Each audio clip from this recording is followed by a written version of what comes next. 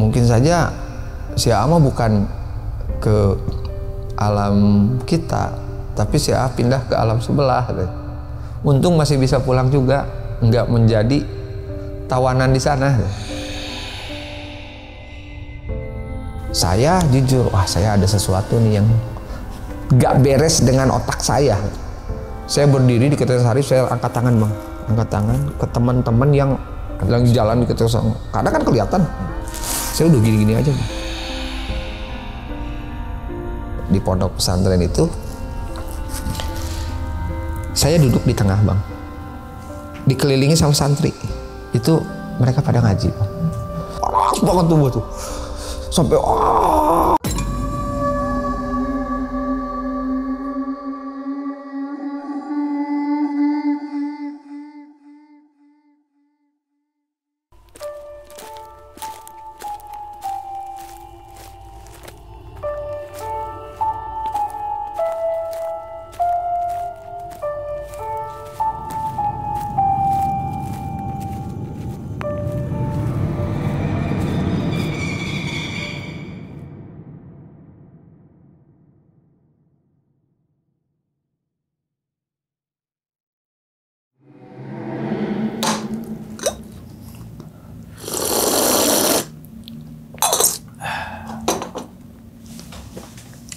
Assalamualaikum warahmatullahi wabarakatuh. Kembali lagi bersama gue Sumar Adi Wijaya atau biasa dipanggil Umang dalam segmen Ngopi Horor. Ya teman-teman semua, pada video kali ini atau pada kesempatan kali ini lagi dan lagi gue tidak akan membawakan sebuah cerita dan namun menghadirkan narasumber yang tentunya mempunyai pengalaman mistis ataupun pengalaman yang horornya nih. Nah di samping gue nih udah ada Kang Edi. Gimana kabarnya Kang? baik. Baik ya? Alhamdulillah. Salam untuk teman-teman dan juga keluarga di rumah nih, Kang Edi gitu kan nih. Nah sebelum Kang Edi menceritakan pengalaman ini ke teman-teman semua, kami ngucapin terima kasih banyak nih Kang Edi nih. Jauh-jauh dari Majalengka, ya kan, kaki Gunung Cerme, ya kan. Yang semoga aja nih teman-teman semua di balik pengalamannya Kang Edi, teman-teman semua nih bisa diambil pelajarannya dan juga bisa diambil sisi baiknya gitu kan nih. Nah rumahnya kan di kaki Gunung Cerme. Tapi pada video kali ini katanya mau ngebagiin pendakiannya saat naik Gunung Merbabu. Betul, betul. Tahun berapa itu Kang? Antara tahun 2020 sampai 2021-an lah kalau nggak salah. Berarti 4 tahun ke belakang. 4 tahun ke belakang. 4 tahun ke belakang. Jalur mana nih kan yang kita tahu ada 5 jalur pendakian tuh. Betul. Jalur mana itu? Via Timboa. Timboa. Nah kalau nggak salah jalur Timboa itu adalah jalur yang tidak resmi secara taman nasional gitu dong, ya betul, kan? Sekali. Yang pastinya nanti di akhir cerita pasti banyak banget hikmah yang bisa diambil gitu. Betul kan, sekali. ya? Betul. Dan ternyata dalam pendakian tersebut ada beberapa kejadian lah. Mungkin tahan dulu kali ya Kang Edi nih ya, cerita nih ya. Oke, dan tanpa berlama-lama lagi kita langsung masuk aja ke dalam ceritanya. Ngopi horor segera dimulai. Biasa diminum dulu kopinya. Ini kopi Cikijing. Wah. Enak kan kopi Cikijing?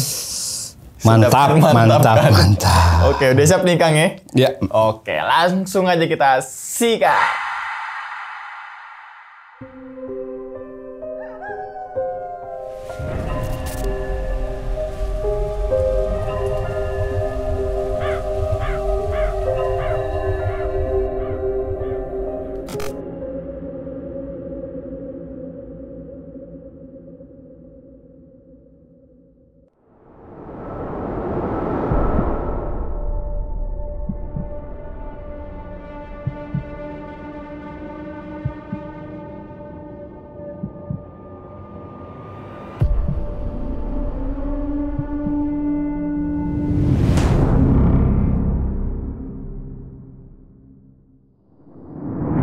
Karena kejadian kemarin ada pendaki yang meninggal di Timboa, makanya saya ingin berbagi pengalaman mengenai jalur ini. Di tahun tersebut itu sebenarnya masih apa ya, larangannya itu masih belum terlalu gimana gitu. Jadi kayak dilarang tapi kenapa di situ ada becek gitu.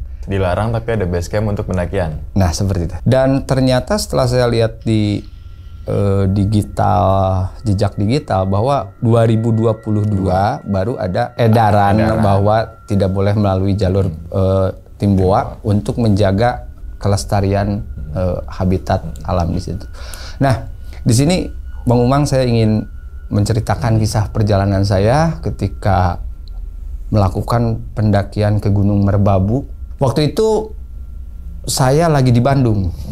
Saya lagi di Bandung bersama rekan-rekan yang kebetulan rekan-rekan kami itu biasa juga gitu, biasa explore, biasa jalan-jalan ke gunung-gunung di khususnya di Jawa Barat dan di Jawa Tengah dan Jawa Timur. Ada namanya si Anton. Kita ke Merbabu yuk katanya. Nah, si Anton ini ngomong, aku punya teman di daerah Ngadirejo katanya. Di daerah Ngadirejo kita akan naik via Timboa. Jalurnya keren katanya. Jalurnya keren, masih alami, masih asli lah. Terus yang hebatnya itu jalur tersebut itu masih banyak situs-situs kuno katanya. Masih banyak peninggalan-peninggalan zaman dulu. Jadi kayak banyak artefak atau apa. Itu di bayangan saya itu kebayangnya banyak patung atau udah berbicara kayak naik Arjuna gitu, banyak candi atau apa. Masa sih jalur Timboa kayak gitu kata. Si Anton itu iya katanya. Dia itu malah menegaskan bahwa jalur tersebut banyak situs dan banyak artefak. Sementara dalam pikiran saya sama rekan-rekan yang lain itu kebayangnya kan ada candi atau apa gitu. Itu estimasi perjalanan gimana? Gampang katanya. Enggak terlalu kayak memerlukan beberapa hari atau memerlukan beberapa waktu yang lama. Cukup kita berangkat sore, besok kita bisa turun lagi katanya. 2 hari 1 malam. 2 hari 1 malam gitu. Nah, lalu saya berpikir, oke lah, kita coba.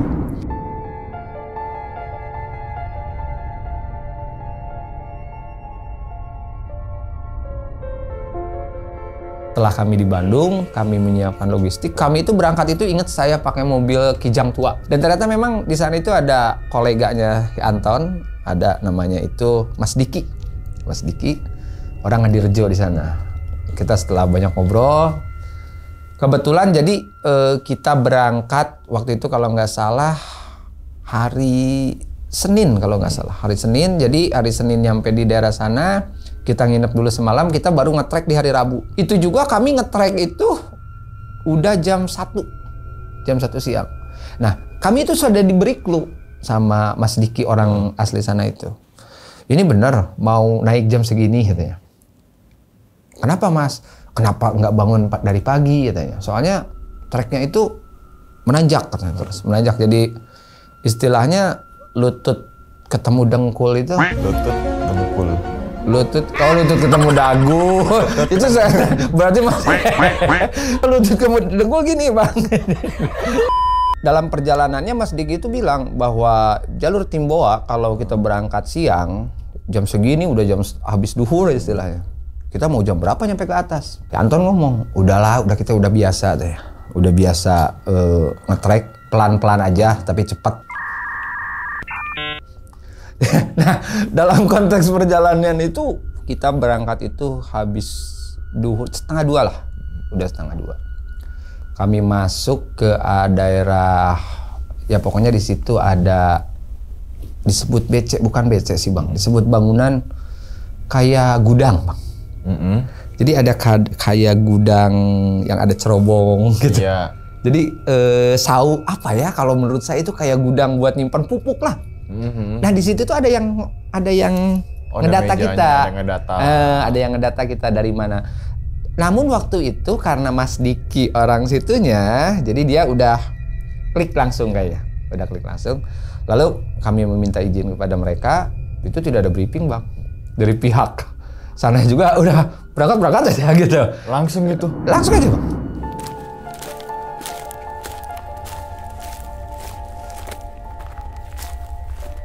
Saya berjalan dengan formasi Mas Diki di depan karena orang situnya, si Anton, Dudi sama saya, terus satu lagi sama si Heri.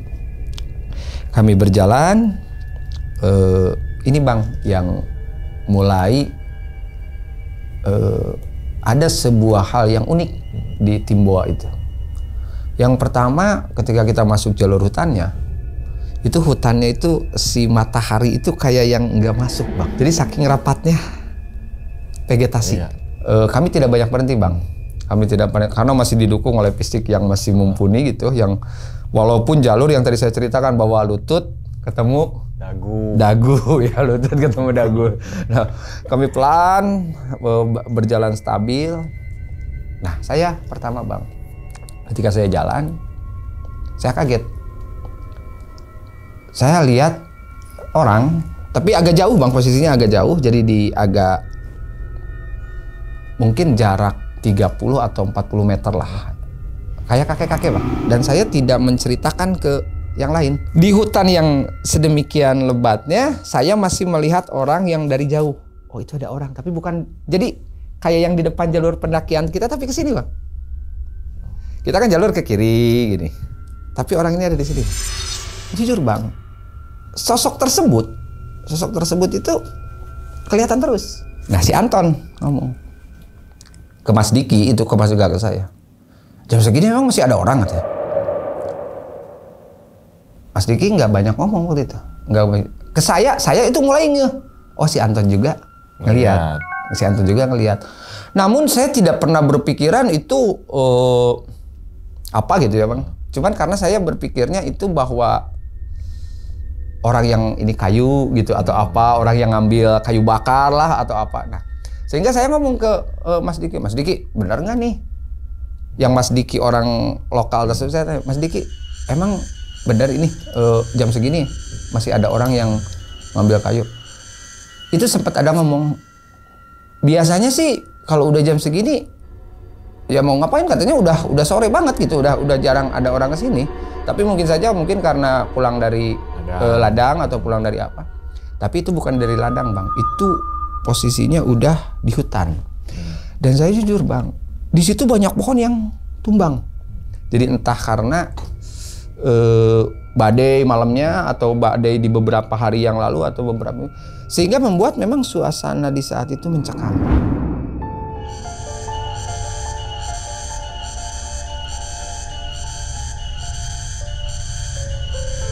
Kemudian terus kami berjalan, yang menjadi sebuah hal yang saya sangat mengagetkan gitu.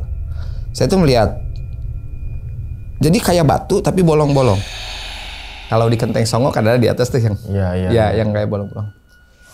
Di situ saya melihat yang lagi jongkok Bang. Itu sore kejadian jam. Di dekat batu. Di batunya itu, jadi di batunya itu ada yang lagi jongkok, dia lagi minum Bang. Entah ini rekan-rekan yang lain ngelihat juga, karena saya yakin rekan-rekan tuh ngelihat di belakang itu, soalnya jarak nggak jauh lah. Ternyata setelah saya lihatin monyet Bang. Monyetnya itu kalau menurut saya itu kayak beruk gitu Bang, yang buat naik ke pohon kelapa itu. Saya teriak ke teman, monyet. Bang, itu ternyata tidak satu Bang.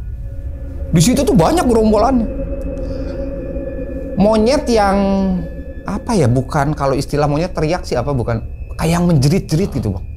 Ngelihat kami itu kayak yang menjerit-jerit dengan suara yang kebayang di hutan dalam kondisi sore hari. Mas Diki itu ngambil ranting. Ingat, Mas Diki ngambil ranting. Jadi walaupun monyet jauh tapi dia keprak-keprak di pinggir itu gitu, di pinggir itu. Itu orang kita mungkin karena sudah biasa ya dengan hal-hal seperti itu, kita malah ketawa-tawa Bang. Sabuju, wah itu, karena saya anggapnya itu monyet liar. Saya anggapnya itu hanyalah koloni monyet liar yang mereka terganggu oleh keadaan kami berjalan saat itu. Akhirnya kami jalan terus sampai ke pos 2. Di pos 2 kami istirahat dulu. Nah, saya sempat nanya ke Mas Diki di pos 2 sambil istirahat, Mas, emang kita kalau naik sini nggak ada lagi yang naik ya? Oh ya nggak ada. Apalagi kalau ini weekday. Weekend juga jarang, karena ya dia ceritain bahwa jalur ini masih jalur kontroversi, katanya tidak boleh banyak ada yang naik katanya, karena di sini banyak situs, banyak tempat-tempat yang masih dijaga kelestarian alamnya. Di sini juga ya seperti dikatakan bahwa tadi, apapun yang dilihat tolonglah jangan dibahas.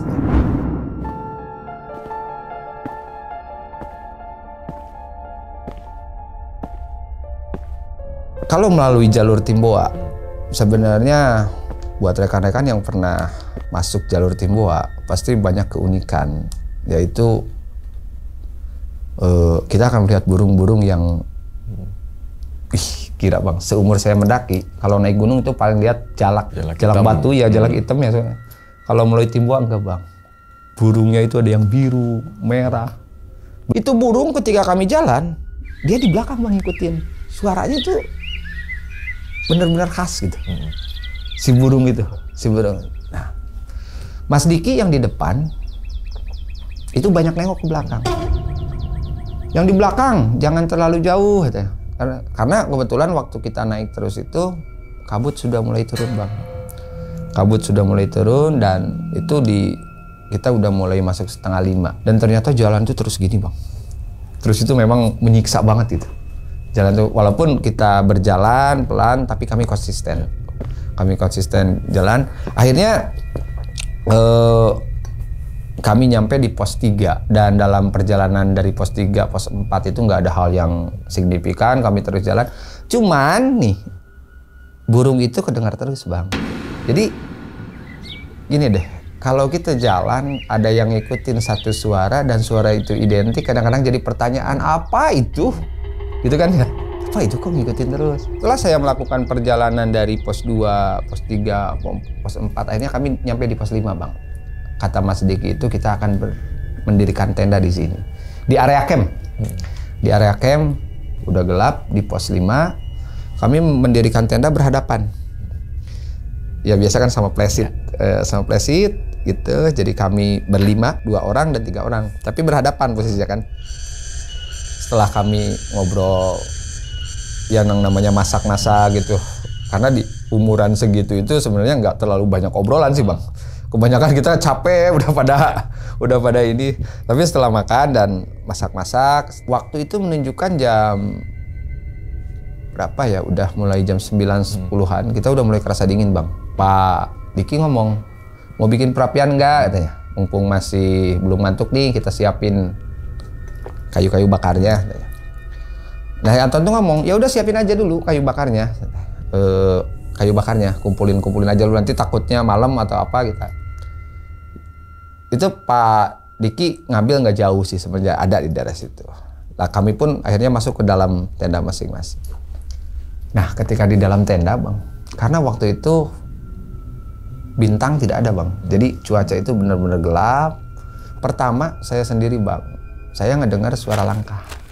Di belakang tenda itu dengar suara langkah. Saya batuk Bang. Kan mengaburkan suasana. Suara itu masih ada Bang. Suara itu kayak yang jalan gitu di belakang. Saya batuk lagi. Dehem batuk apa. Nah, si Anton itu jelas banget itu suara si Anton. Dia batuk juga Bang, nyaut. Itu udah kode sebenarnya. Jadi akhirnya kami saut-sautan Bang. Dia juga Bang. Tiba-tiba saya teriak Bang. Ton, aman Ton, kata saya. Aman, kata saya. Aman. Tapi saya dengar Pak Diki itu buka resleting, udah kayak ini, oh berarti ada orang yang keluar. Itu lama kelamaan suaranya juga kedengar lagi Bang. Jadi udah berhenti beberapa saat, kita udah nanya aman, berhenti, Pak Diki mungkin keluar ngelihat situasi aman. Itu suara lagi Bang, di luar tuh kayak yang jalan.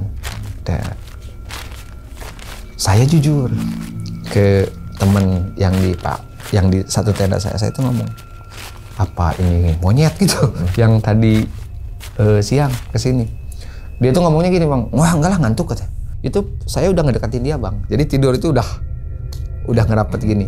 Kalau tenda itu yang double layer kan dibuka sleting, ininya kelambu kan. Kesana itu saya bisa lihat Pak Diki itu di luar udah duduk bawa golok. Jadi dia udah ngerasa bahwa memang di luar ada hal yang tidak bagus. Nah itu makin lama menjelang tengah malam, saya lihat Pak Diki udah masuk lagi, kayaknya udah tiduran tapi si tenda depan udah dibuka gitu Bang. Saya dengar lagi Bang, malah ini lebih keras. Jadi kayak yang dakduk, jadi kayak yang ada yang main aja di luar tuh. Saya tarik batuk lagi, si Anton batuk lagi. Saya ini lagi, si Anton batuk. Nah tiba-tiba Bang, si Anton ngomong, udah tidur tuh. Ke saya tuh, udah tidur. Jadi saya juga sama. Nyalah tidur kata saya. Jadi kita mengaburkan sesuatu itu dengan udahlah lupakanlah.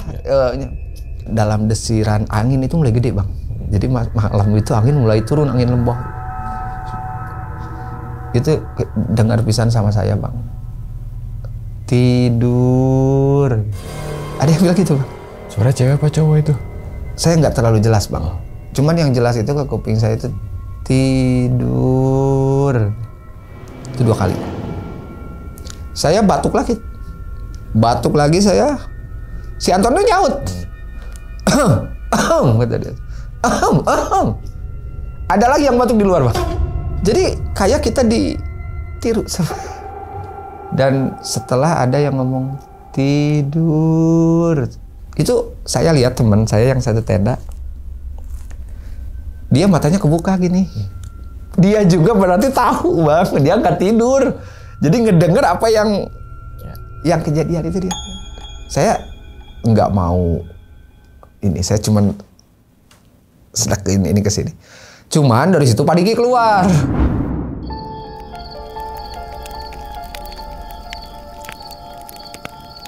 Dia bawa golok sama si Anton dan bertiga keluar. Dia inisiatif untuk api unggun. Jadi api unggun itu dikeluarin, dikumpulin di situ. Sambil pada ngomong. Sambil dia udah aja ada yang diomongin gitu ya. Nah, saya juga keluar.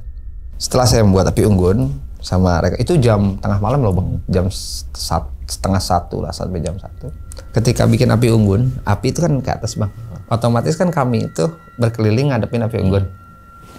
Saya duduk di sini kan pada ngelilingin api unggun sambil ngobrol. Itu udah malam sambil ngerokok. Saya lihat di belakang rekan-rekan itu bayangan itu nggak satu. Jadi bayangan kalau orang di depan 3 orang berarti bayangan 3 kan. Ini di antara bayangan yang kosong ini ada bayangan lagi bang. Ini yang ngasih tahu teman. Jadi dia itu gini. Saya mikirnya pohon sehingga saya nanya ke si Anton, Ton headlamp Ton. Enggak, itu pakai baterai itu aja tuh. Kan ada baterai yang gede gitu, center yang gede itu. Sorotin saya ke belakang. Di situ area terbuka bang. Nggak ada pohon kalau kena pendar dari lampu. Jadi kayak gini nih, kita duduk di sini di antara yang kosong kita itu ada yang duduk lagi. Soalnya pendar dari api yang dari depan itu ke sana gitu, kayak ada orang di situ lagi. Ya di situ bang, mungkin karena ya tadi kami ngerasa ada sedikit hal yang berbeda. Di situ saya mulai berdoa bang. Mulai pada kalau tadi sih udah pada ngocol terus, pada udah nggak mikir apa-apa. Udah ini apa itu ya, takutnya kan ada hal yang membuat nanti mencelakai saya dan rekan-rekan. Saya berdoa bang, saya berdoa. Dan ternyata si Dudi itu orangnya perasa kayaknya. Dia perasa, masuk ke tenda ke saya, dia ngomong, ya kita korpe lah dan kita hati-hati. Kita korpe dan hati-hati. Dan saya tanya, tadi dengar nggak suara? Ada suara yang nyuruh tidur bukan? Iya. Nah, udah gitu saya masuk, Pak Diki nggak masuk ke dalam. Om, jangan banyak pikiran, jangan banyak pikiran. Udah tidur aja semua, jangan banyak pikiran kemana-mana, tidur aja. Nanti besok kita summit. Setelah kami akhirnya masuk ke tenda, Pak Diki datang ke saya. Om, kalau ini mah minum obat gitu ya. Kayaknya si Om sakit deh. Ke saya itu nggak udah. Oh iya Pak, saya itu agak kurang enak badan saya ini. Ketika di dalam tenda, ketika Pak Diki sedang itu malam bang, jam 1. Sebenarnya tidak bagus juga ada komunikasi yang waktunya kita tidur. Biasanya kan kalau udah di tenda kita masuk sleeping bag udah istirahat.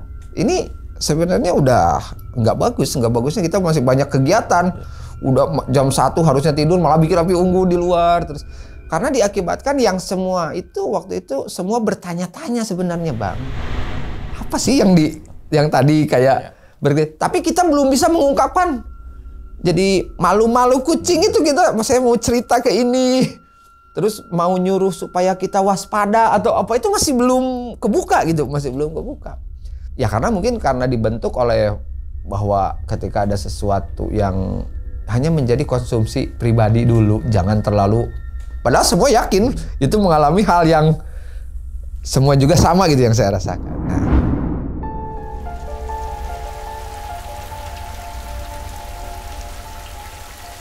itu cuaca cepat berubahnya bang untuk Merbabu itu. Setelah tadi angin lembah, tiba-tiba hujan bang. Hujan itu kayak yang hujan tiba-tiba nggak ada lagi, hujan lagi nggak ada lagi gitu. Jadi nggak intensitas gede gitu. Dan di situ juga karena tenda kami sudah pakai parit, aman jadi ke dalam itu. Tapi yang saya rasakan waktu itu berjalannya itu kayak lama banget, Bang. Saya nggak berani ngobrol aja sama yang di pinggir teman saya ngobrol mengenai kok kayaknya mencekam banget gitu, kayak nggak berani saya, Bang. Dan yang teman saya juga nggak ngomong nggak apa, walaupun saya lihat, Bang, sepintas saya lihat matanya kebuka, berarti dia juga nggak tidur. Malah saya sengaja si pintu itu saya bukain buat bisa ngelihat ke sana. Saya lihat dari temaram lampu tenda itu kadang-kadang si Anton gini. Jadi semua memiliki kegelisahan masing-masing. Itu perjalanan menuju jam 3:30 kalau nggak salah. Itu lama banget, Bang. Dan setelah hujan reda, Pak Diki ngomong, ayo kita summit. Kita summit. Kita masak-masak dulu buat persiapan summit. Itu yang saya salutkan itu ke rekan-rekan itu tidak ada sebuah obrolan yang biasanya gini ya, Bang, kalau ada sesuatu hal yang aneh kan, ya ada apa? Atau kamu dengar enggak? Kita itu cuek aja, Bang. Cuek aja walaupun semua memendam rasa ingin tahu gitu. Ada apa sih sebenarnya tadi malam gitu. Nah, setelah masak, kami nutrisi saya cukup, akhirnya kami tuh summit menuju kata Pak Diki itu nanti ini tembusnya ke Sarip, Puncak Sarip. Namanya Sarip Peak gitu di sana nanti Puncak Sarip. Nah, nanti di sana itu kita akan melewati batu-batuan dan dia tuh ngomong, hati-hati Om, nanti di sana itu ada jalur yang sangat kecil katanya. Kalau saat ini tuh dikenal di situ karena ada tulisan Jembatan Sirot. Kecil banget itu, Bang. Nah, seperti biasa kalau naik summit itu kami itu suka bawa logistik, Bang. Jadi biar nanti buat ngopi kan di atas bawa kompor. Dan si tas itu nggak kayak saat ini, Bang. Kalau naik summit itu bawa tasnya daypack aja cukup kan. Ini enggak, Bang, kita bawa carrier yang ditinggiin kan keren gitu kelihatannya naik. Walaupun dalamnya cuma kompor aja sama logistik, tapi ditinggiin tas.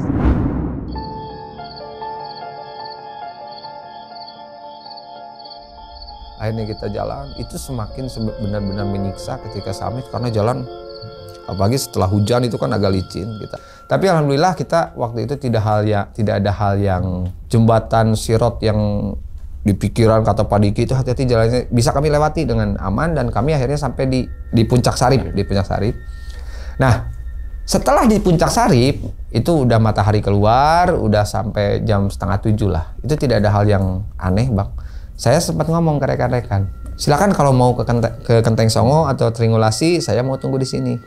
Karena jujur, Bang, itu kondisi saya udah lemah, udah capek mungkin karena udah capek, kurang tidur, terus trek yang bener-bener menantang. Tapi kejadian semalam itu saya tidak kayak yang hilang aja gitu, Bang. Dari mulai burung, dari mulai lihat monyet waktu di bawah, terus mendengar suara langkah, mendengar suara itu udah hilang di pikiran saya. Orang lain itu pada lari, Bang, kelihatan tuh pada lari-larian ke Kenteng Songo sama itu semua Pak Diki dan rekan saya yang 3 orang. Saya ditinggal sendiri di Puncak Sarip. Saya di situ bikin kompor, Bang. Bikin kompor. Itu cuaca terang. Di situ ada pohon di Puncak Sarip. Saya duduk sambil dalam desiran angin. Saya dengar lagi, Bang. Tidur. Ada orang yang ngomong tidur, Bang. Itu saya kaget banget. Saya sampai celingukan. Siapa ini yang ngomong ke saya? Itu saya sadar gitu. Saya nggak ngalamin hipo atau nggak ngalamin hal yang gimana lah. Saya berdiri, saya coba ngibas-ngibasin senam supaya agak seger gitulah. Saya bilang. Ketika saya duduk lagi, ketika saya lakuin sesuatu hal, misal saya bikin kopi atau apa, ketika saya agak pikiran ini, itu suara datang lagi. Tidur. Nah, saya jujur, saya ada sesuatu nih yang gak beres dengan otak saya. Saya berdiri di Kenteng Sarip, saya angkat tangan, Bang. Angkat tangan ke teman-teman yang di jalan di Kenteng Songo. Karena kan kelihatan. Oh, saya udah gini-gini aja, Bang. Jadi ayo pulang sini pulang. Kayaknya rekan-rekan di sana di situ ada yang tidak beres. Di tempat saya berdiri ada tidak. Karena waktu itu memang tidak ada pendaki, Bang. Karena weekday, mungkin karena posisi weekday. Dari sana itu mereka itu pada ketawa-ketawa, Bang. Jadi mereka bahagia gitu, nggak mikir apa-apa. Dan melihat saya juga ketika sudah nyampe di Puncak Sari, lihat saya juga mereka nggak merasa saya dalam kondisi yang gimana gitu. Biasa aja, malah kopi. Pada ngerokok dulu, kopi di situ. Pada ngobrol panjang ini, masukin tas lagi. Saya bawa lagi tasnya. Saya nggak cerita, Bang, nggak cerita bahwa saya kok tubuh agak melemah dan mendengar suara-suara yang di telinga saya. Oh ya, ketika summit, Bang, saya sempat ngedengar suara gamelan. Tapi saya jujur positif, Bang. Pikiran saya positif. Mungkin karena daerah di bawah itu kan daerahnya masih Jawa gitu. Kalau menuju pagi kayak yang denger radio gitu, Bang. Kalau di daerah kita suara gamelan itu mungkin dari bawah gitu mungkin. Tapi itu benar-benar di sekitar jalur Timboa itu kayak yang suara-suara yang aneh-aneh itu ada gitu, Bang.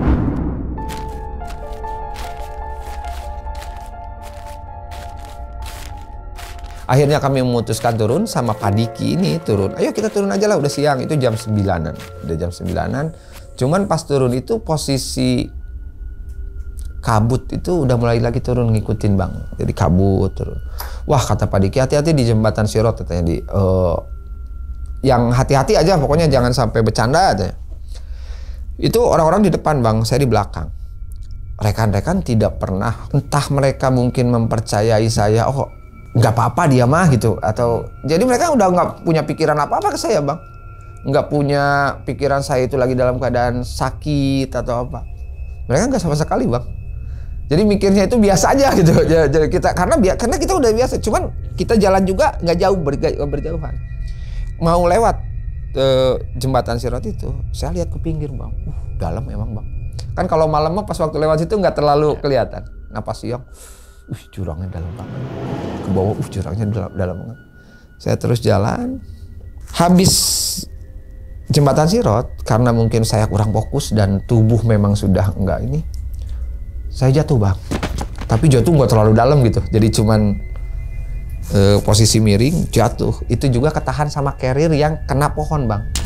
Kalau enggak ketahan sama carrier, itu mungkin saya agak dalam juga jatuhnya. Cuman gue di posisi jurang gitu, nggak di posisi jurang. Saya bangun nggak ada yang ngebangunin, Bang. Karena teman-teman itu fokus jalan. Saya juga kadang-kadang kalau jatuh kan suka diketawain, Bang. Jadi cepet saya bangun lagi. Cuman jujur, Bang, jantung itu berdebar keras. Jadi mungkin akibat tadi lihat jurang, bagaimana saya kalau jatuhnya kok jadi pikiran itu saya udah nggak fokus, Bang. Sama sekali saya itu nggak fokus, Bang. Udah, nah ini, Bang, yang menjadi masalah. Ketika saya jatuh, saya berdiri, saya ngikuti teman-teman, itu kabut udah mulai turun lagi, Bang. Kalau Merbabu itu jalan ke bawah itu banyak, Bang. Jadi kayak yang bekas aliran sungai. Sama Timboa juga, Bang. Tapi saya kan masih lihat teman-teman. Saya kejar. Nah, ketika saya terus turun, kok saya malah ke kiri jalannya, Bang. Kalau teman-teman mah lurus, saya itu ngikutin teman, tapi saya ke kiri gini, Bang. Tapi saya ngikutin. Nah, kok saya nggak ada. Jadi jarak, saya suka mikir, oh ini jarak segini harusnya udah ketemu gitu. Ini kok nggak ada. Tapi dari kejauhan saya lihat tenda, Bang. Ih, ada tenda katanya. Saya turun, di situ ada tenda warna hijau, Bang. Saya kaget, Bang. Jujur saya kaget. Ini tenda siapa gitu? Tenda siapa? Saya sampai teriak, halo. Ada orang nggak? Entah kekuatan apa ya, Bang. Saya itu ingin membuka tenda, Bang. Itu si resletingnya itu bukan yang dibuka ke pinggir, Bang, tapi yang buka dari tengah. Jadi kalau dibuka dari tengah, dia ngebukanya gini, Bang. Itu saya pas buka dari tengah, Bang. Di dalamnya itu banyak air, Bang. Kayak air di botol mineral. Saya kagetnya ini air siapa yang ngumpulin? Dan buat apa kok air sebanyak ini di dalam tenda gitu, Bang. Tapi di situ juga, Bang, keinginan saya untuk meminum air itu kuat, Bang. Kayak yang saya tuh akibat jalan kan capek, haus. Itu benar tenda, Bang. Itu bertenda, kelihatan banget tenda. Nah, saya mau ngambil gini bang, itu suara jelas banget bang, suara monyet. Dari belakang tenda suara monyet, yang monyet itu bang nutup tenda bang. Jadi kayak yang mertahanin tenda itu sambil mereka menjerit-jerit bang. Itu taringnya itu lihat ke saya itu kayak yang benar-benar marah. Itu saya nggak kuat bang lihatnya. Bayangin sendirian dalam keadaan seperti itu, monyet itu kayak yang mau ngejar bang. Malah ada satu yang gede nyamperin, kayak yang ngegiring saya tuh. Jadi saya mau lari ke sini, dia ngegiring saya. Sampai akhirnya balik badan, saya lari bang. Itu saya lari, saya nabrak sesuatu. Pak nabrak. Ternyata yang saya tabrak itu Pak Diki bang. Pak Diki langsung meluk saya. Om, kenapa om? Kenapa? Itu orang-orang udah nungguin. Itu saya udah gak bisa ngomong bang. Itu saya udah gak bisa ngomong. Saya udah bener-bener down lah. Udah down karena ketika di atas sudah jatuh, saya kaget mungkin. Apalagi masuk ke itu apa sebenarnya saya dipeluk sama Pak Diki. Saya dibawa ke tenda bang. Saya dibawa ke tenda. Di tenda itu anak-anak pada ketawa saya nonton. Terus di mana? Udah dari mana? Kita udah nunggu dari lama. Saya ngomong. Saya nggak ngomong bang. Jadi kata teman-teman itu saya cuman hahu aja. Jadi ngeracaunya itu ngomongnya itu udah nggak jelas saya itu. Tapi dari konteks tubuh atau apa nggak ada sama sekali yang. Cuman saya udah beda aja udah. Ngomong itu udah. Dan saya itu juga tahu saya ngomong tapi saya nggak bisa kayak yang sulit gitu. Lidah itu kayak yang udah. Nah si Anton ngomong. Ini senang. Ada sesuatu yang salah. Ada. Nah Pak Diki juga ngomong, udah kita bawa turun aja. Dari keanehan itu bang, teman-teman itu ngomong tubuh saya itu dingin banget bang. Jadi si tubuh itu dingin banget. Dikasih minum air hangat, ini cuma masuk sedikit. Itu entah mungkin karena saya udah mengalami gejala hipo atau apa, atau hal-hal yang. Cuman yang saya rasakan itu memang saya sakit bang. Ketika saya sedang diurus, itu ada monyet datang. Jadi si monyet yang kayaknya gerombolan monyet kemarin lah, itu nyamperin lagi ke tenda bang. Itu gerombolan monyet nyamperin lagi ke tenda. Yang saya anehnya itu, apakah memang yang tadi ketika saya alami di tenda yang nemuin tenda hijau, apakah monyet itu datang nyerang lagi ke saya atau gimana? Si teman itu ngomong, sebenarnya kamu dari mana tadi? Saya udah dari sana, udah dari tenda yang ada airnya. Nah, Pak Diki ngomong, mungkin saja si Ama bukan ke alam kita, tapi si A pindah ke alam sebelah. Untung masih bisa pulang juga, nggak menjadi tawanan di sana.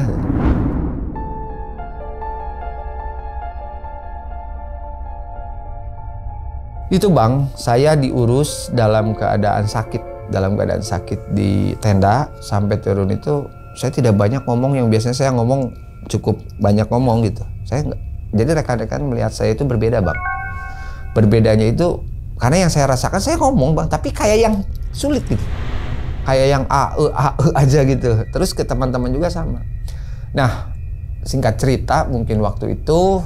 Jadi bang, ketika posisi turun dari tenda, ya itu saya cuman aja sambil jalan nggak banyak hal-hal yang saya omongin, nggak saya banyak apain. Sampai akhirnya aman, kita aman, nggak ada hal yang turun itu, nggak ada hal yang apa, cuman kondisi saya sakit. Jadi teman itu ngikutin, nemenin, kadang-kadang megang tangan saya gitu. Gimana, masih kuat? Kuat. Padahal saya udah nggak enak badan. Nah, di Ngadirejo itu udah jam berapa ya? Udah agak sorean, tapi teman memutuskan untuk pulang ke Bandung. Nah ini bang, si Anton itu udah punya feeling. Dia ngomong ke teman yang 3 orang, jangan dulu pulang ke Majalengka. Kita bawa dulu ke ada kayaknya orang tuanya si Anton, yang kita ke orang tua saya dulu. Bang, ternyata saya dibawa ke pesantren. Jadi kayak pondok pesantren gitu. Di pondok pesantren itu saya duduk di tengah, Bang. Dikelilingi sama santri. Jadi kayak saya di tengah, 1, 2, 3, 4 sampai 7, Bang. Paham kan? Ya. Dikelilingi, Bang. Itu mereka pada ngaji, Bang. Itu yang saya rasakan, Bang, di tubuh saya itu kayak yang kena rokok. Kena rokok tapi panas banget gitu. Panas banget tubuh tuh. Sampai gitu. Rekan-rekan itu ngomongnya gini, lu itu pas lagi diobatin kayak yang monyet kesakitan. Jadi ngejerit-jeritnya percis kayak monyet yang waktu ketika kita jalan pertama itu. Jadi saya tuh suka berpikir gini sampai masa kemasukan siluman kera gitu atau siluman atau apa. Nah, itu memang saya rasakan, Bang. Ketika itu saya langsung pingsan dan setelah jadi kalau perasaan saya itu bukan pingsan tidur gitu, Bang. Kalau saya itu, tapi orang-orang kan mikirnya udah pingsan katanya udah.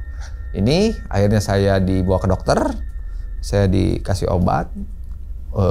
Udah itu saya sembuh dan saya pulang ke Majalengka. Itu mungkin, Bang, yang bisa saya ceritakan mengenai perjalanan pendakian Merbabu Piatimboa yang ternyata memang kalau yang saya rasakan itu banyak sekali hal yang nggak masuk nalar ya. Masuk nalar. Oke, diminum dulu silakan Kang Edi kopinya. Oke. Jadi itu ya teman-teman semua nih pengalaman dari Kang Edi saat naik Gunung Merbabu melalui jalur Timboa. Betul. Gitu kan nih. Yang dimana menurut Taman Nasional tidak diakui secara keresmiannya gitu. Betul. Kan ya. Pasti itu juga ada dasarnya gitu. Betul. Kan, apalagi menurut pengakuan masyarakat situ bahwasanya jalur itu masih ada peninggalan-peninggalan artefak, mungkin arca, mungkin dan lain sebagainya. Karena gue percaya juga sih, karena di atas puncak Gunung Merbabu kan ada situs Genteng Songo gitu kan. Betul. Pasti di situ dulunya ada sebuah peradaban kan gitu aja kan. Betul. Entah itu di sisi mananya gitu kan. Toh misalkan semua jalur itu dibuka, jalurnya nih semua satu gunung dibuka jalur sisi utara, selatan, timur misalkan. Gimana kabar satwa-satwa ya kan? Betul. Semua jalur dibabat semua untuk jalur pendakian misalkan secara resmi kan gitu kan. Betul. Kalau secara logikanya gitu kan ya. Tapi nggak menutup kemungkinan juga. Ya, apa tuh? Nggak menutup kemungkinan juga. Pasti ada juga pendaki-pendaki, kalau kita berbicara pendaki zaman dulu pasti mintanya jalur-jalur yang kuno. Jalur-jalur yang ada sejarahnya. Kan pasti ada kepentingan tersendiri kan? Iya kan? Nah, kalau saran sih misalkan ada jalur yang kayak gini, jadi ada jalur minat khusus gitu kan. Misalnya jalur Timboa untuk jalur penelitian. Betul. Gitu kan. Otomatis kan perekonomian warga kan kebantu juga hadirnya. Betul. Pendaki. Betul. Jalur khusus untuk wisata ya udah yang udah ada Selo gitu kan, Swanting dan Betul. Sebagainya gitu kan nih. Nah, tapi terlepas itu tetap sih tujuannya pasti untuk menyelamatkan situs kayak arca, terus kemudian lain-lain, terus kemudian satwanya, dan terbukti saat pendakian tersebut ada beberapa burung. Betul. Yang belum pernah ditemuin di tempat lain. Betul. Di jalur lain gunungnya sama, tapi di jalur lain baru nemuin. Kan gitu kan bahasanya kan. Betul. Tadi ada biru, merah, kicauan itu khas banget gitu kan ya. Nah, pertanyaannya gini. Kan ada jalur apa namanya, jembatan apa? Sirot. Iya, di atas tuh. Jembatan Sirot, berarti kan batu-batu tuh. Iya, betul. Gitu kan. Berarti kayak mungkin karena belum pernah ke Timboa, mungkin kayak jalur apa yang ada jembatan setan itu. Raung itu yang kecil tuh ya. Di Merbabu juga. Oh iya, yang jembatan setan. Bekas ya, gitu ya, kan. Betul. Mungkin kayak gitu kali ya. Iya. Itu kan preset tiket udah. Tapi ini lebih ekstrim kalau Sirot. Lebih ekstrim Sirot itu ke kiri dan ke kanannya udah benar-benar jurang. Mungkin kayak Raung kali, Raungnya ya, kan Sirotol Mustaqim, ini Sirotnya gitu kan, nggak ada sambungan Sirotol Mustaqim. Jujur Bang, saya tidak rekomendasikan untuk jalur Timboa. Nah, saya sangat tidak merekomendasikan buat rekan-rekan naik Timboa. Satu, karena perjalanan sangat menguras tenaga. Sumber air gimana di sana? Sumber air kalau ke kanan ada air terjun. Ada air terjun, jadi kalau di bawah itu di pos 2 kalau nggak salah. Oh, ada air terjun, Bang. Cakep gak? Makanya jangan ke sana, Bang. Saya rasa jangan ke sana, Bang. Jadi saya tidak merekomendasikan rekan-rekan untuk melalui jalur Timboa. Karena yang saya rasakan juga lutut udah ketemu lutut udah ketemu sama dagu. Terus di jalur sana itu, Bang, saya tertarik dengan obrolan dari Bang Umang tadi bahwa memang kalau semua jalur dibuka untuk satu gunung yang sama, habitat hewan mau lari kemana? Iya. Nah, seperti yang saya alami ketika saya melihat, terlepas dari masalah mistis yang saya alami itu, ekosistem kera, habitat hewan-hewan itu karena mungkin dari bekas udah ke dari tekelan udah. Betul. Mereka mau lari kemana? Berarti kan mereka mencari sebuah habitat yang masih asri. Dan mungkin jalur Timboa itu, janganlah sebuah rasa penasaran menjadi sebuah hal yang ingin tahu lebih jauh. Apalagi mencoba. Kan?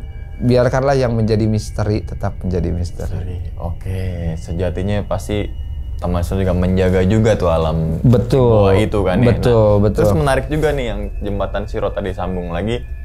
Tidak direkomendasikan. Betul. Berarti itu juga bisa menjadi landasan untuk makanya jalur itu nggak dibuka kan gitu.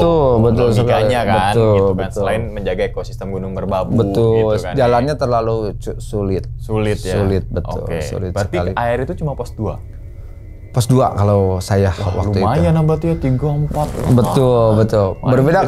Berbeda kalau Pia Wekas di area camp kan ada air, ada enak. Di Swanting kan di atas ada air juga. Kalau di situ saya menemukan air yang saya dalam bayangan saya saat ini tuh saya lihat di dalam tenda. Nah, dari tenda hijau yang isi air itu deket sama sumber air atau aliran air gak? Gak tahu saya.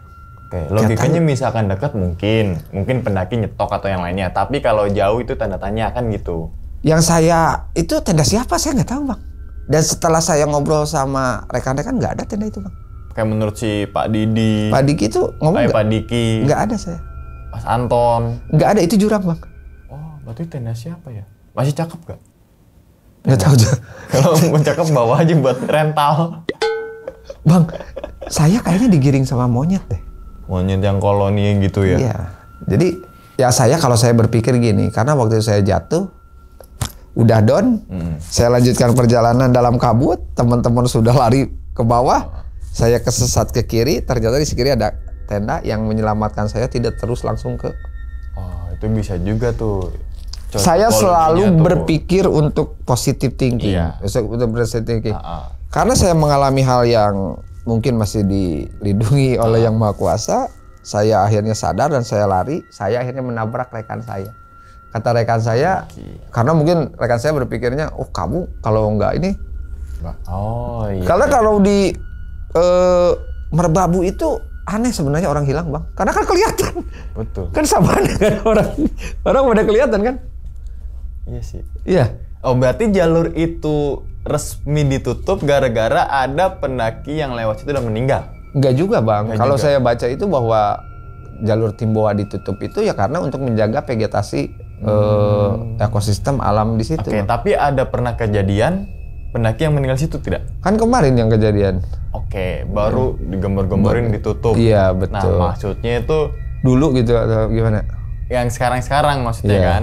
Maksud tuh jangan sampai kejadian dulu baru diresmiin tutup gitu loh. Iya. Jadi tutup langsung resmiin. Nih ya jalur resmi Merbabu A B C D E. Jalur resmi gunung yang lain ini nih. Selain itu bukan resmi gitu kan. Jangan sampai yang tadinya kan mungkin Kang Edi juga nggak tahu kalau bahwasanya jalur itu jalur resmi atau lain sebagainya gitu kan. Betul. Jadi untuk informasi juga pendek, oh kalau gue diajak sama temen gue lewat sini jangan nih gitu kan. Betul. Untuk kita ambil positifnya dulu positif, gitu betul, kan. betul. Mencegah dulu daripada kejadian dulu baru mencegah gitu kan. Betul. Nah terus kemudian ke malam itu kan ada beberapa kejadian tuh di tenda tuh di pos 5. Betul. Muterin, tidur. Iya. Terus kemudian kayak lagi main duduk. Iya. Pak Diki kan sempet Iya. Menurut pengakuan Pak Diki itu sering terjadi. Pertama tuh. Yang kedua itu siapa sebenarnya gitu? Saya positifnya itu saya mikir koloni kera. Masih tetap koloni kera. Tapi kalau tahu kera itu tidak bergerak malam. Iya, dia bukan nokturnal. Dia tidak nokturnal. Udah maghrib mereka udah pada di kandangnya. Itu yang saya mikirkan. Itu yang saya. Mungkin gara-gara ada api unggun. Kan api unggun kan sebelum api unggun juga udah ada gituan. Udah ada gituan. Ya? Malah yang saya menjadi obrolan itu ketika ada yang tidur. Ada yang bilang tidur itu ternyata bukan saya aja yang dengar. Semuanya. Ada beberapa si Anton dengar, malah dia sampai aman. Terus ada yang nah, yang batuk-batuk itu sampai pagi gak batuk-batuk? enggak banget aja. Yang saya aneh kayak itu ketika kita di api unggun, Bang. Jadi yang si bayangan orang itu ada berapa gitu. Oke, kalau dilihat dari bayangannya kayak bayangan orang apa kayak bayangan kera nih? Kan pasti beda tuh perawakannya gitu kan? Kayak kera, Bang. Oh. Kayak kera. Dan itu jumlahnya ya sesuai dengan belakang. Iya. Misalnya belakang ada 3 orang ya 3 juga iya. gitu. Betul. Oke, nah ini kelewat nih kakek-kakek nih. Nah, yang pas baru banget naik tuh. Betul. Ada kakek-kakek gitu kan yang kayak melipir kanan. Jadi kayak kita dibatasin sebuah jarak gitu kan. Kayaknya nggak ketemu terus gitu kan betul. nih. Menurut pengakuan Pak Diki, sering kejadian kayak gitu? Atau mungkin itu siapa sih sebenarnya gitu? Itu saya ungkapin ya, Bang. Itu karena kecerobohan kami juga. Kenapa? Jadi ketika udah lihat kakek-kakek itu, kami duduk sambil duduk-duduk gitu. Itu kita pada ngeledek, Bang. Jam segini masih berkeliaran, udah diem aja di rumah, guys. Kok jadi kita ngeledekin. Oke, misalkan jadi itu sambil ketawa-ketawa, Bang, udah nggak ngapain legit kayak ku dibawa. Kayak gitulah bahasa-bahasa. Udah bahasa-bahasa yang sudah akhirnya kan saya udah biasa gitu, udah tidak sabab itu teknik mengaburkan supaya kita tidak terlalu tegang. Apa tuh Bambang Predator? Tapi ternyata memang dari situ, Bang. Jadi dari situ. Oh. Atau mungkin itu jadi trigger juga nih sebab akibatnya dari itu sebabnya mungkin gitu kan nih. Nah, betul. Terus sebab Pak Diki tidak setuju, Bang. Gak setuju kalau saya bilang bahwa itu kakek-kakek udah tua, udah ngapain jam segini, takut kedinginan nanti mati. Kita yang ngesar lah. Itu udah ngomong kemana aja, Bang. Malah Kang Edi yang hampir. Nah, ternyata yang dialami saya malah. Oke, nah terus kemudian jalur Timboa nongol-nongolnya itu di Puncak Sarip. Betul. Enteng Songo, Trimulasi. Betul. Ini di sebelah mananya Plang Puncak Sarip kalau boleh tahu? Jadi gini, kalau untuk dari bacaan Puncak Sarip, nah, jadi biar enak kan? Iya. Di sebelah mananya nih? Kiri berarti. Oh, kiri. Iya. Oh. Kan kalau kanan turun dari posisi kalau dari Wekas, dari Pemancar itu kan nanti dari bawah. Kalau ini dari sini. Oh, no. Dari Punggungan. Misalkan kita masukin logika deh. Ya, apa mungkin jalur yang ada tendanya itu berdekatan dengan jalur yang lainnya? Jangan, itu kalau jalur Timboa itu bersebelahannya kalau enggak salah itu dengan Tekelan itu kalau dengan Tekelan. Dengan Tekelan terpisah oleh jurang. Oh, jurang baru Punggungan atau lagi ya, itu dia Tekelannya. Itu, ya. Oh, jadi ke Puncak Sarip. Kalau enggak salah saya ini itu. Oh, oke. Nah, terus kemudian kan balik tuh. Iya. Balik, pokoknya turun gitu kan ya.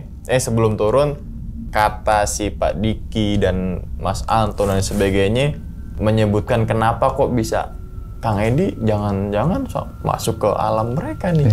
Kena atas dasar apa gitu? Apa mungkin karena Kang Edi jalan mau ke jurang dan menurut penglihatan Kang Edi itu adalah tenda atau atas dasar yang lain? Atau mungkin itu sering kejadian gitu? Karena saya dicari nggak ada. Dicari nggak ada. Padahal itu dekat. Oh, yang di belakang aja si Dudi tahu. Di belakang saya tahu. Saya sempat lihat kamu itu kayak yang jatuh di belakang tapi berdiri lagi. Itu jaraknya nggak jauh banget, Bang. Jadi saya itu sangat hitungannya berapa menit ketika mereka udah baru di tenda, Pak Diki naik lagi karena ngelihat saya nggak ada. Tiba-tiba dia ditabrak sama saya. Karena Kang Edi panik. Karena Kang Edi takut gitu kan. Tiba-tiba jeger. Nabrak. Dalam kabut itu, Bang. Oke, turun gunung pasti pengennya ngebawa pengalaman yang baik, ya kan? Tuh. Turun gunung pasti pengen ngebawa pengalaman yang bagus. Betul. Turun gunung pasti ada evaluasi. Tapi ternyata Kang Edi turun gunung malah di Rukiah. Turun gunung malah di Rukiah, betul. Kan? Betul, Bang. Turun gunung mah dipijet, bukan di Rukiah. Itu saya sampai. Jadi teman itu ngomong, pandangan itu kosong. Tuh habis turun gunung itu capek, kayak yang capek banget bang. Udah selonjoran di rumah tuh, di rumah padi gitu. Udah selonjoran, udah diusap-usapin, udah dibalur sama kayu putih, udah dipijit apa. Ke dokter aja ya. Nah ini teman-teman udah kita pulang aja ke Bandung. Berarti belum sempat ke dokter kan ya? Nggak sempat ke dokter. Nah menurut pengakuan yang Rukia, Kang Edi kenapa? Ini yang menjadi misteri karena saya tidak mau tahu sebenarnya bang. Saya itu hanya capek. Saya nggak terlalu berpikir. Saya hanya capek bang. Apa karena ketempelan? Bukan ketempelan. Pas mau ke tenda hijau itu. Nah jadi kalau teman-teman itu rumornya itu teman-teman itu ngomong kamu itu kemasukan siluman kerat yang ada di Merbabu. Nah dari mulai mana kayak ketempelan itu tuh menurut pengakuan temen aja nih mah bukan ahli-ahli itu. Yang paling parah itu ketika udah lihat tenda, udah masuk ke alam sana dan ketika pulang itu udah. Berarti awal mulanya tuh di situ tuh. Udah di situ udah ngeraconya kan udah nggak jelas sih ya. Malah rekan-rekan udah mikirnya udah hipo, udah apa. Mereka itu udah paham gitu. Oh ini emang sakit gitu.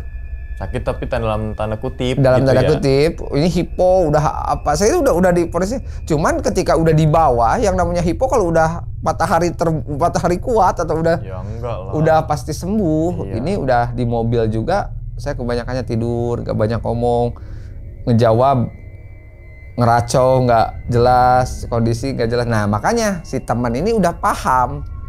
Bawa aja ke yang ngerti, takutnya ada sesuatu hal.